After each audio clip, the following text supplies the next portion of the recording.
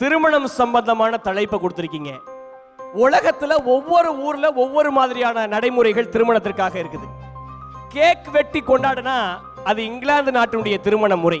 பானைகளையும் அங்க இருக்கக்கூடிய சட்டிகளையும் சத்தமா தட்டி ஓசை எழுப்பி கொண்டாடினா அது பிரெஞ்சு நாட்டினுடைய திருமண முறை. மணமகளுக்கு வண்ணங்களை பூசி அவளை அழகு பார்த்து திருமணம் செஞ்சு வச்சா அது ஸ்காட்லாந்தினுடைய திருமண முறை. ஆனால் கட்டிக்க போற பையனுக்கு பொண்ணையும் கட்டிக்க போற பொண்ணுக்கு பையனையும் மனசார பிடிச்சா மட்டும் திருமணம் செஞ்சு வைக்கணும்னு நினைக்கிறது தான் தமிழர்களுடைய முறை. அதாவது என்னைக்குமே ஒரு விஷயம் நல்லா கவனிச்சுக்கங்க, பிள்ளைகள் எடுக்கக்கூடிய முடிவு என்னைக்குமே தெளிவா இருக்கணும், பெற்றவங்க நம்பணும்.